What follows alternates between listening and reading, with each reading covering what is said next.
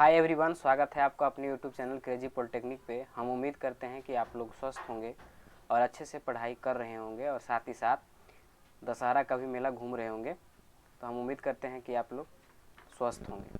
तो आज जो है हमारा यह लेक्चर एसी मशीन का लेक्चर नंबर 2 है, जिसमें कि हम 3 फेज इंडक्शन मोटर के कंस्ट्रक्शन के बारे में जानेंगे। जैसा कि हम पिछले वीडियो में 3 फेज इंडक्शन मोटर के इंट्रोडक्शन के बारे में जाने थे और साथ ही साथ इसका क्या एडवांटेज है, क्या डिसएडवांटेज है, इसके बारे में हम देखे थे। तो आज का हमारा video construction of 3 phase induction motor पर है। तो चलिए इस वीडियो को हम शुरू करते हैं। तो सबसे पहले जो 3 फेज इंडक्शन मोटर होता है या कोई भी मोटर होता है, उसका 2 इम्पोर्टेंट पार्ट होता है। एक पार्ट जो होता है वह होता है रोटर और दूसरा पार्ट जो होता है वो स्टेटर। स्टेटर और रोटर जो है यह किसी भी मोटर का मेन इम्पोर्टेंट पार्ट होता है। तो यहाँ पर हम 3 फेज इंडक्शन मोटर के बारे में देख रहे हैं। तो यहाँ पर भी 3 फेज इंडक्शन मोटर में फर्स्ट इम्पोर्टेंट पार्ट स्टेटर होता है और सेकेंड इम्पोर्टेंट पार्ट रोटर होता है। अब हम जानेंगे स्टेटर के बारे में कि स्टेटर क्या है। तो स्टेटर जो है जनरली स्टेटर का भी 3 पार्ट होता है। इसमें जो सबसे पहला पार्ट जो होता है वो होता है आउटर फ्रेम, दूसरा पार्ट होता है स्टेटर कोर और तीसरा पार्ट होता है स्टेटर बाइंडिंग। तो स्टेटर जो है इसको यह जो है वह सबसे मोटर का जो सबसे प्राइमरी जिस पर हम सबसे पहले बाइंडिंग करते हैं वो पार्ट होता है। यहाँ पर इस पर जो हम बाइंडिंग करते हैं इसका मेन काम होता है कि वहाँ पर एक रोटेटिंग मैग्नेटिक फील्ड को जनरेट करना। उस रोटेटिंग मैग्नेटिक फील्ड के जनरेशन के बाद वह मैग्नेटिक फील्ड लिंक अप करता है रोटर से और फिर मोटर जो है वो रोटेट करने लगता है। तो ये सब आगे की बातें हैं, वो आपको जब वर्किंग इसका हम बताएंगे तब आपको समझ में आएगा। तो अभी हम पहले देख लेते हैं इसका आउटर फ्रेम के बारे में कि क्या क्या है। तो देखिए यहाँ पर यह जो है यह पार्ट, एक मिनट,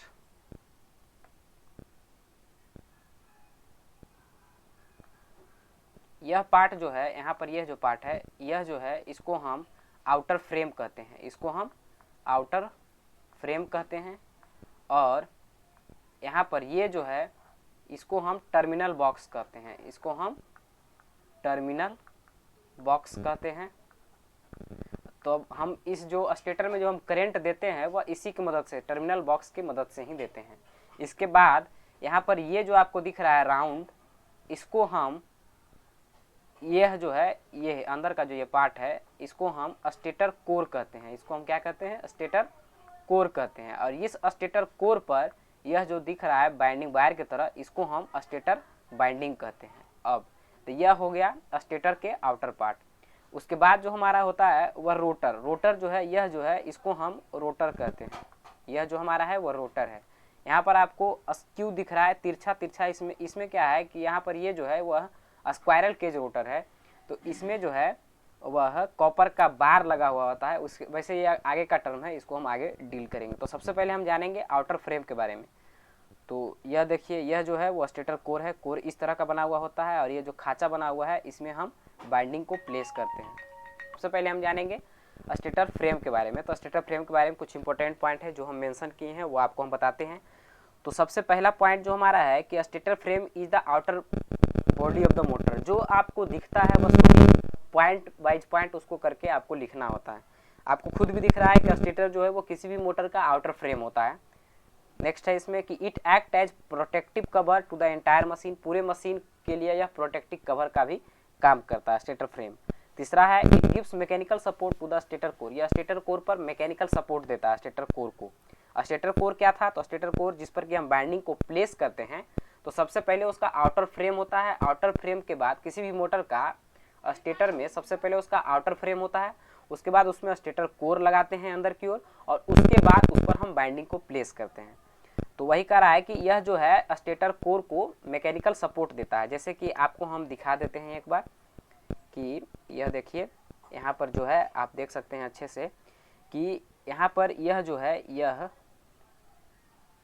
यह जो स्टेटर कोर है यह यहाँ पर प्लेस किया गया है। इसके ऊपर में ये जो है आउटर फ्रेम इसका लगाया गया है। तो इससे क्या होगा, यह कोर को प्रोटेक्शन प्रोवाइड करता है। तो वही पॉइंट वहाँ पर मेंशन किया गया है। तो अब आगे आप देखिए स्टेटर फ्रेम के बारे में, मैकेनिकल सपोर्ट देता है। उसके बाद है it is made up of cast iron and rod steel plate. यहाँ पर जो देखिए अलग डिफरेंट कलर में जो भी पॉइंट को मेंशन किए वो इंपॉर्टेंट पॉइंट यहाँ पर है। तो यहाँ पर यह पॉइंट इंपॉर्टेंट है कि जो स्टेटर फ्रेम होता है वो क्या चीज़ का बना हुआ होता है, तो वो कास्ट आयरन और रॉल्ड स्टील प्लेट का बना हुआ होता है। नेक्स्ट है for a small machine the frame is casted. इसका जो स्मॉल मशीन होता है वहाँ पर इसका फ्रेम को हम कास्टेड करते हैं और लार्ज मशीन के केस में इसको हम फैब्रिकेटेड करते हैं। तो ये सब पॉइंट आप याद रखें तो अच्छा रहेगा। नेक्स्ट पॉइंट है to place the motor on the foundation feet are provided in the outer frame. तो देखिए कह रहा है इस पॉइंट से कि मोटर को हम प्लेस करते हैं जब फाउंडेशन पर, तो उसके लिए मोटर के स्टेटर फ्रेम में हम उसका फिट बना कर देते हैं जिससे कि वो आसानी से वहाँ पर प्लेस हो सकता है। इसको आपको हम फिगर से दिखाते हैं। यहाँ देखिए कि यह जो है यहाँ पर यह जो दिख रहा है यह पॉइंट यहाँ पर ये दिख रहा है ये, तो यही जो है वो फिट है, इसी के थ्रू हम इसको फाउंडेशन पर कस देते हैं और यह फिर टाइट रहता है, वाइब्रेट नहीं करता है।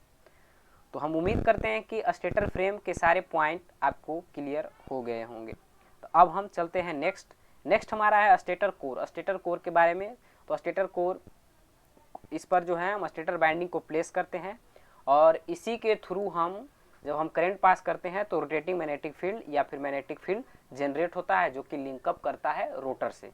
तो स्टेटर का मेन काम जो होता है वो फ्लक्स को प्रोड्यूस करना होता है। देखिए stator core is built up high silicon steel seat skill. यह पॉइंट जो आपका इंपॉर्टेंट है कि यह पूछा भी जाता है ऑब्जेक्टिव में कि स्टेटर कोर जो होता है वो क्या चीज़ से बना हुआ होता है। तो वह बना होता है सिलिकॉन सीट स्टील से और लेमिनेटेड क्या हुआ रहता है 0.4 mm to 0.5 mm। Lamination is separated from each other by means of either varnish paper और ऑक्साइड कोटिंग। दोनों जो लेमिनेशन होता है वो सेपरेट किया हुआ होता है किससे, तो वर्निश पेपर से और ऑक्साइड कोटिंग से। यह भी पॉइंट जो है वो इंपॉर्टेंट है कि लेमिनेशन के बीच में, दो लेमिनेशन के बीच में हम क्या कौन सा ऐसा मटेरियल यूज करते हैं उसको सेपरेट करने के लिए। तो उसको सेपरेट करने के लिए हम वार्निश पेपर और ऑक्साइड कोटिंग का यूज करते हैं। नेक्स्ट हमारा है कि each lamination is slotted on inner periphery so as to house the binding. हर एक जो स्लॉट होता है उसको हम लेमिनेट अच्छी तरीके से इनर अंदर की पार्ट की ओर हम उसको लेमिनेट कर देते हैं ताकि उस पर हम बाइंडिंग को आसानी से और अच्छी तरीके से हाउस कर सके, प्लेस कर सके। नेक्स्ट पॉइंट है कि generally two type of slot में be used in placing the stator binding conductor. अब देखिए स्टेटर बाइंडिंग के कंडक्टर को प्लेस करने के लिए जनरली जो है हम दो तरह का स्लॉट का उपयोग करते हैं।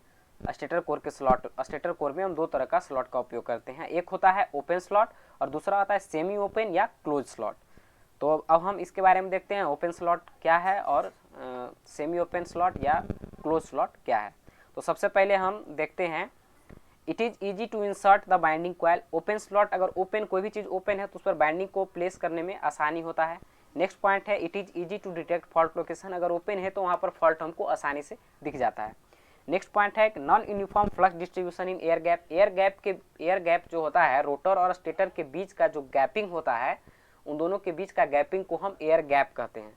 तो यहाँ पर जो है नॉन यूनिफॉर्म फ्लक्स डिस्ट्रीब्यूट होता है एयर गैप के बीच में। अगर ओपन स्लॉट का स्टेटर है तो उस केस में दोनों के बीच का जो एयर गैप है उसमें जो है फ्लक्स का डिस्ट्रीब्यूशन जो है वो नॉन यूनिफॉर्म होता है। जबकि सेमी क्लोज स्लॉट में क्या होता है कि यहाँ पर सेमी क्लोज मतलब पूरा क्लोज नहीं है ना ही पूरा ओपन है, मतलब हाफ क्लोज है और हाफ ओपन इसको कह सकते हैं। तो उस केस में क्या होता है कि वहाँ पर एयर गैप के बीच में जो फ्लक्स का डिस्ट्रीब्यूशन होता है वो यूनिफॉर्म होता है, मतलब एक जैसा एक समान होता है। नेक्स्ट पॉइंट है कि in the DC machine and synchronous machine open slot are use. DC machine और सिंक्रोनस मशीन में हम ओपन स्लॉट का उपयोग करते हैं, जबकि इसमें जो है सेमी क्लोज स्लॉट में small air gap between stator and rotor. Stator और रोटर के बीच में स्मॉल एयर गैप रहता है जिसके कारण भी कि यहाँ पर यूनिफॉर्म फ्लक्स डिस्ट्रीब्यूशन हो पाता है और फ्लक्स लिंकअप भी जो होता है वो अच्छी तरीके से हो जाता है। नेक्स्ट पॉइंट है कि many induction motor semi open slot are use, मतलब सेमी ओपन स्लॉट या सेमी क्लोज स्लॉट का उपयोग जो है वो हम इंडक्शन मोटर में करते हैं। तो ये तो इसका एग्जाम्पल हो गया। नेक्स्ट हमारा है स्टेटर बाइंडिंग। तो स्टेटर बाइंडिंग क्या है, तो stator core carries 3 phase binding which is usually supplied from a 3 phase supply system. इसमें कह रहा है कि स्टेटर कोर पर हम यहाँ पर 3 फेज इंडक्शन मोटर पढ़ रहे हैं, तो इसलिए यहाँ पर हम 3 सप्लाई देंगे, मतलब 3 फेज का सप्लाई देंगे। तो 3 फेज का सप्लाई देंगे तो वहाँ पर एक वही पॉइंट कर रहा है कि स्टेटर कोर जो है वह 3 फेज बाइंडिंग को कंटेन करता है जो कि सप्लाई करता है 3 फेज सप्लाई सिस्टम को। मतलब 3 फेज सप्लाई उससे तीनों बाइंडिंग के थ्रू हम 3 फेज सप्लाई उसमें इंसर्ट करते हैं। तो जिसके कारण क्या होता है कि the 6 terminal of the winding are connected in terminal box. जो 6 बाइंडिंग 3 गो अगर वायर है तो उसका क्या दो दो इंड मिलाएंगे तो तीनों का 6 इंड होगा। तो 6 इंड को हम टर्मिनल बॉक्स से कनेक्ट कर देते हैं। टर्मिनल बॉक्स क्या था, तो स्टेटर का जो सबसे ऊपर का पार्ट था जहां पर कि हम करंट को इंसर्ट करते हैं उसके अंदर स्टेटर में, तो वह बॉक्स जो होता है उसको हम टर्मिनल बॉक्स कहते हैं। तो वही करा है कि इसमें जो है उसमें से करा है कि विच में बी कनेक्टेड इन डेल्टा, जो कि डेल्टा में कनेक्टेड हो सकता है या स्टार में कनेक्टेड हो सकता है, डिपेंडिंग अपॉन डिजाइन, डिजाइन के अनुसार जैसा डिजाइन उसका बना हुआ है उस अनुसार वह होगा। The stator for 3 phase induction motor, मतलब उसके डिजाइन के अनुसार उसको हम स्टार में कनेक्ट कर सकते हैं या डेल्टा में कनेक्ट कर सकते हैं। है the stator of the motor is wound for definite number of pole, the exact number being determined by the requirement of speed. देखिए कह रहा है कि अब यहाँ पर हम पोल को, जो भी स्टेटर बाइंडिंग है वहाँ पर जो हम पोल डिटरमाइन करेंगे, तो पोल हम उसके स्पीड के रिक्वायरमेंट के अनुसार कि हमको कितना स्पीड चाहिए उस अनुसार हम उसका पोल को देखते हैं। अगर स्पीड ज़्यादा चाहिए तो हमको पोल कम रखना होगा, अगर स्पीड कम चाहिए तो हमको पोल ज़्यादा रखना होगा। वही कर रहा है it will seen that greater number of pole, अगर ग्रेटर नंबर ऑफ पोल है तो लोअर द स्पीड, तो उसका स्पीड जो होगा वो कम होगा, एंड वाइस वर्सा, अगर स्पीड हमको ज़्यादा चाहिए तो पोल को हमको कम करना होगा। यह इसको हम एक एक्सप्रेशन से समझ सकते हैं कि NS is directly proportional to 1/P। यह एक जो है वह सिंक्रोनस स्पीड और पोल के बीच का रिलेशन है। तो यहाँ पर आप देख सकते हैं कि जब हम पोल को बढ़ाएंगे तब यहाँ पर क्या होगा, NS का वैल्यू घटेगा, लेकिन जब हम पोल को घटाएंगे तो NS का वैल्यू बढ़ेगा। मतलब क्या हुआ कि स्पीड के अगर हम बढ़ाना है, सिंक्रोनस स्पीड को बढ़ाना है, तो हमको पोल का जो वैल्यू है वो कम करना होगा। तो नेक्स्ट हमारा अब जो है वो है हमारा रोटर। रोटर क्या है, तो रोटर एक रोटेटिंग पार्ट है मोटर का, किसी भी मोटर का रोटर जो है वो रोटेटिंग पार्ट है। तो रोटर भी जनरली 3 फेज इंडक्शन मोटर में दो तरह का होता है, एक स्क्वायरल केज रोटर होता है जिसको कि हम सिंपल केज रोटर कहते हैं, और दूसरा जो होता है वो स्लिप रिंग रोटर होता है, और इसको हम फेज उंड भी कहते हैं और उंड रोटर भी कहते हैं, ये सब इसका नाम है। तो सबसे पहले हम लोग जानेंगे स्क्वायरल केज रोटर के बारे में कि स्क्वायरल केज रोटर क्या है। तो स्क्वायरल केज रोटर जनरली जो है इंडक्शन मोटर जो बनाया जाता है उसमें 90% इंडक्शन मोटर में हम स्क्वायरल केज रोटर का ही उपयोग करते हैं। तो वही लिखा गया है कि in practice nearly 90% of induction motor are squirrel cage type. 90% motor जो होता है वो स्क्वायरल, यहाँ पर केज कर लीजिएगा, CAGE cage, squirrel cage type होता है, which are simplest and most rugged construction as shown in figure. इसका जो है वो कंस्ट्रक्शन आसान होता है और अच्छा, माने इसका कैपेबिलिटी अच्छा होता है। तो यहाँ पर यह देखिए, यह जो रोटर है वो स्लिप रिंग रोटर है, यह जो रोटर है स्क्वायरल केज रोटर है। यहाँ पर यह देखिए, ये आप देखिएगा तो एक पिंजरे की तरह दिख रहा है, कि यहाँ पर एक पिंजरे की तरह दिख रहा है, और इनके दोनों इसमें जो है एक स्लॉट बना हुआ रहता है जिसमें कि हम यहाँ पर हम बाइंडिंग प्लेस नहीं करते, यहाँ पर हम बार प्लेस करते हैं, जैसे कंडक्टर का बार। बाकी सब में क्या था कि हम बाइंडिंग प्लेस कर रहे थे, लेकिन यहाँ पर एक स्लॉट बना हुआ होता है, स्लॉट में इस तरह का जो है वो कॉपर के बार को हम इंसर्ट कर देते हैं, और बार को इंसर्ट करने के बाद जब पूरा बार इंसर्ट कर देते हैं तो दोनों तरफ से सेम मटेरियल का एक रिंग लगाकर इसको हम शॉर्ट सर्किटेड कर देते हैं।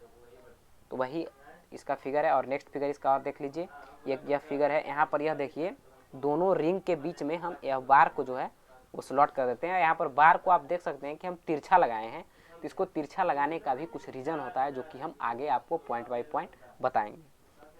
तो देखिए सबसे पहला पॉइंट इसका है, the rotor binding consist of insulated conductor in the form of copper और aluminium bar embedded in semi circular slot. Semi circular slot में हम इंसुलेटेड कंडक्टर कॉपर या एल्युमिनियम का हम प्लेस करते हैं, उसका जो स्लॉट बना हुआ होता है रोटर का उसमें हम प्लेस कर देते हैं। तो यहाँ पर हम बार का प्रयोग करते हैं, यहाँ पर देखिए लिखा भी गया है कि हम बार्स मतलब रड का प्रयोग करते हैं, ना कि हम इसमें बाइंडिंग करते हैं। उसके बाद कह रहा है कि ऑल दिस कॉपर और aluminium bar are joint at each end by metal ring called end ring. उसके बाद क्या कर रहा है वही पॉइंट कि जितने भी बार को हम प्लेस करने के बाद उसको दोनों तरफ से सेम मेटल का इंड रिंग से हम उसको शॉर्ट सर्किटेड कर देते हैं।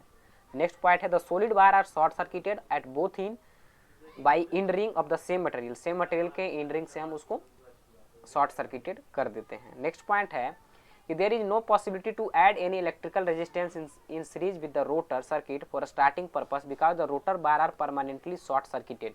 इसमें एक इसका यह जो है squirrel cage induction motor, squirrel cage induction rotor का, कि इसमें हम एडिशनल रेजिस्टेंस को ऐड नहीं कर सकते हैं। क्यों? क्योंकि हम इसमें जो है वह एक फिक्स बार का उपयोग कर लेते हैं, फिक्स रेजिस्टेंस का उपयोग कर लेते हैं, जिसके कारण कि उसको हम चेंज नहीं कर सकते हैं। नेक्स्ट पॉइंट है कि the rotor assemble the cage of squirrel, hence the name of squirrel cage. यह जो हम रोटर को बनाते हैं तो इसका स्ट्रक्चर स्क्वायरल की तरह दिखता है, स्क्वायरल केज की तरह दिखता है, इसीलिए हम इसको स्क्वायरल केज रोटर कहते हैं। The rotor bar are not exactly parallel to the shaft. Rotor bar जो होता है उसको हम शाफ्ट के पैरेलल नहीं प्लेस करते हैं, उसको हम स्लाइटली स्क्यूड कर देते हैं, उसको हम थोड़ा सा तिरछा कर देते हैं, जो कि आपको हम फिगर में दिखाए थे। नहीं तो एक बार और आप देख लीजिए, आपको क्लियर होगा। यहाँ देखिए, यहाँ पर देखिए, हम ये जो कंडक्टर है, यहाँ पर ये जो आपको दिख रहा है, ये कंडक्टर जो हम यूज किए हैं, एक मिनट, यहाँ पर आप देख सकते हैं कि यह जो कंडक्टर हम यूज किए हैं इसको हम तिरछा लगाएं, इस शाफ्ट के पैरेलल हम नहीं लगाएं, तिरछा लगाएं।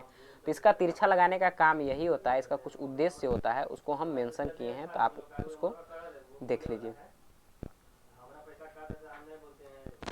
देखिए, इसका दो रीजन होता है। The skewing of cage rotor offer following advantage, उसका कुछ एडवांटेज है। More uniform torque is produce, जिस स्क्यू कर देते हैं तो वहाँ पर जो टॉर्क होता है वो यूनिफॉर्मली प्रोड्यूस होता है। And noise is reduce during operation, operation जब होता है तो उसमें नॉइज नहीं होता है। नेक्स्ट का इसका जो है the locking tendency of the rotor is reduce, यहाँ पर लॉकिंग टेंडेंसी जो होता है, अगर देखिए दोनों अगर सेम अगर पैरेलल में रहेगा तो उस कारण क्या है कि दोनों एक दूसरे से चिपक सकता है, लॉक हो सकता है। लेकिन अगर एक तिरछा रहेगा तो कभी भी लॉक होने का टेंडेंसी नहीं होगा। तो यहाँ पर इसको लॉकिंग टेंडेंसी से भी बचाता है अगर हम बार को स्क्यूड कर देते हैं, तिरछा कर देते हैं तो। नेक्स्ट देखिए, starting torque of motor is increase since effective length of copper bar is increase. देखिए अब क्या होता है कि स्टार्टिंग टॉर्क, अगर हम कोई भी चीज़ को, कोई भी बार या कोई भी रड को अगर सीधा लगाते हैं तो यहाँ पर इसका डिस्टेंस उतना नहीं होगा, उससे सीधा लगाते हैं और इसी को अगर हम तिरछा लगाएं तो तिरछा में कुछ डिस्टेंस बढ़ जाता है। डिस्टेंस जब कॉपर का बढ़ेगा तो वहाँ पर उसका रेजिस्टेंस बढ़ेगा, रेजिस्टेंस बढ़ने के कारण स्टार्टिंग टॉर्क जो है उसका इंक्रीज कर जाएगा। तो यह भी इसका एक रीज़न है। तो कभी कभी क्वेश्चन में पूछ भी देता है कि हम जो स्क्वायरल केज रोटर है उसको, उसमें जो हम बार का यूज करते हैं उसको ये स्क्यू क्यों करते हैं, तो वहाँ पर आपको ये 3 पॉइंट को मेंशन कर देना होगा। नेक्स्ट हमारा जो है वो स्लिप रिंग वुंड रोटर है। इसमें हम देखेंगे स्लिप रिंग के बारे में। तो क्या है, the slip ring rotor consist of slotted armature insulated conductor are put in slot and connected in the form of 3 phase binding similar to the stator binding. जिस तरह से हम स्टेटर बाइंडिंग पर हम बाइंडिंग करते हैं उसी तरह से हम रोटर पर भी बाइंडिंग करते हैं, उसका स्लॉट बना हुआ रहता है और स्लॉट में फिर हम उसका बाइंडिंग को प्लेस करते हैं। तो यहाँ पर rotor 3 phase binding should be connected in star. यहाँ पर जो रोटर का बाइंडिंग होता है इसको हम स्टार में ही कनेक्ट कर सकते हैं, क्योंकि इसमें हम एडिशनल रेजिस्टेंस को ऐड कर सकते हैं अगर उसको हम स्टार में कनेक्ट करते हैं तो। क्योंकि देखिए अगर इसको हम डेल्टा में कनेक्ट करेंगे तो तब हम इसमें रेजिस्टेंस को ऐड करने में हमको बहुत दिक्कत हो सकता है। लेकिन अगर किसी भी चीज़ को अगर हम स्टार में कनेक्ट करते हैं, कोई भी बाइंडिंग को, यहाँ पर देखिए, तो इस केस में हम इसमें एक्स्ट्रा बाइंडिंग कर सकते हैं, यहाँ पर एक्स्ट्रा रेजिस्टेंस लगा सकते हैं, यहाँ पर एक्स्ट्रा रेजिस्टेंस लगा सकते हैं, यहाँ पर एक्स्ट्रा रेजिस्टेंस लगा सकते हैं। लेकिन अगर यही डेल्टा में रहेगा तो हम यह करने में सक्षम नहीं हो पाएंगे। तो यह जो था बात को आप समझ रहे होंगे। अब नेक्स्ट हमारा इसी में पॉइंट है, the brushes are connected to 3 variable resistor connected in star. इसका जो है, इसमें जो है वो 3 वेरिएबल रजिस्टर है, जिसके कारण इसमें ब्रश को हम उपयोग करते हैं, ब्रश के थ्रू उसको हम कनेक्ट करते हैं स्टार में। नेक्स्ट है, the purpose of slip ring and brushes is provide means to connection the external resistance in the rotor circuit. Main मकसद जो होता है स्लिप रिंग वुंड रोटर का मेन मकसद हमारा यही होता है कि इसमें हम एडिशनल रेजिस्टेंस को ऐड कर सकते हैं, जबकि जो स्क्वायरल केज इंडक्शन रोटर था यहाँ पर हम एडिशनल रेजिस्टेंस को ऐड नहीं कर सकते थे। तो यहाँ पर देखिए यह इसका फिगर है, यहाँ पर यह जो दिख रहा है यह जो है आपका स्लिप रिंग है। यहाँ पर 3 रिंग आपको दिख रहा होगा, इसके थ्रू हम एडिशनल रेजिस्टेंस को इसमें इंसर्ट कर सकते हैं। तो यहाँ पर देखिए यह इसका ड्राइंग पिक्चर है, यहाँ पर ये एक्चुअल इसका है, एक्चुअल पिक्चर ये है स्क्वायरल, ये जो है स्लिप रिंग इंडक्शन रोटर का। यहाँ पर जो है यह ब्रशेस है। तो नेक्स्ट इसी में देख लीजिए, द रेजिस्टेंस सर्व 2 पर्पस। यहाँ पर रेजिस्टेंस को जो हम यूज करते हैं उसका 2 काम होता है। तो सबसे पहला काम होता है to increase the starting torque, starting torque को इंक्रीज करना, and decrease the starting current. क्योंकि जब मोटर को हम 3 फेज इंडक्शन मोटर को हम पहले भी बताए थे इसके इंट्रोडक्शन में, यह जब स्टार्ट होता है तो यहाँ पर बहुत हाई करंट जनरेट हो जाता है, उस हाई करंट को यह बियर नहीं कर पाता है, इसीलिए इसमें हमको इसको स्टार्ट करने के लिए हमको स्टार्टर का रिक्वायरमेंट होता है। तो यहाँ पर हम एडिशनल जब उसमें हम रेजिस्टेंस को इंक्रीज कर देंगे, लगा देंगे, तो उसके कारण क्या होगा कि वहाँ पर उसका स्टार्टिंग करंट जो है वो घट जाएगा और साथ ही साथ उसका टॉर्क जो है वो बढ़ जाएगा। नेक्स्ट है to control the speed of motor, motor के स्पीड को कंट्रोल करने के लिए हम एडिशनल रेजिस्टेंस को यूज करते हैं। अब कुछ नोट पॉइंट है जो कि बहुत ही इंपॉर्टेंट है, इसको आप देख लीजिए। इसमें जो ब्रश जो हम बनाते हैं वह कार्बन और ग्रेफाइट का होता है, यही दो मटेरियल का हम यूज करते हैं। तो यह पॉइंट आपका इंपॉर्टेंट है, पूछ सकता है ऑब्जेक्टिव में कि जो ब्रशेस होता है इंडक्शन मोटर या किसी भी मोटर में वो जनरली क्या चीज़ का बनाया होता है, तो वो कार्बन या ग्रेफाइट का होता है। क्योंकि यहाँ पर ज़्यादातर हम ग्रेफाइट का यूज करते हैं, लेकिन बड़ा बड़ा मशीन में हम कार्बन का यूज करते हैं। ग्रेफाइट का अगर हम यूज करते हैं तो हमको लुब्रिकेशन का उपयोग नहीं करना होता है, क्योंकि ग्रेफाइट जो मटेरियल होता है वो खुद एक लुब्रिकेंट होता है। तो यह ज़्यादातर छोटे मशीन में यूज होता है, बड़ा बड़ा मशीन में हम कार्बन का यूज करते हैं। Slip ring are made up of phosphor bronze, यहाँ पर स्लिप रिंग जो है वो बना हुआ होता है फॉस्फोर ब्रॉन्ज का। ये सब ऑब्जेक्टिव का पॉइंट है, ऑब्जेक्टिव में इससे क्वेश्चन मिलेंगे आपको। नेक्स्ट पॉइंट है कि air gap of slip ring induction motor is greater than the air gap of the squirrel cage induction motor. Squirrel cage induction motor का जो एयर गैप होता है वह कम होता है as comparison to slip ring induction motor, क्योंकि slip ring induction motor में जो है एयर गैप इसका ज़्यादा होता है as comparison to squirrel cage induction motor. Next है कि cost of system and maintenance is high, यहाँ पर जो है इसमें एडिशनल ब्रशेस लगा हुआ है, जिसके कारण ब्रश तो जनरली यूज होते होते वो ख़राब ही होगा, तो यहाँ पर इसका कॉस्टिंग जो है वो ज़्यादा पड़ जाता है और इसका मेंटेनेंस भी है जो वो ज़्यादा हो जाता है।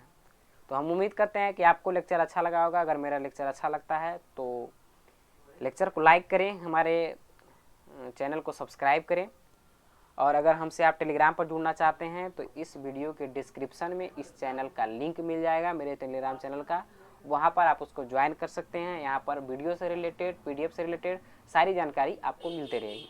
तो ठीक है, मिलते हैं नेक्स्ट वीडियो में। इस वीडियो में इतना ही, थैंक यू।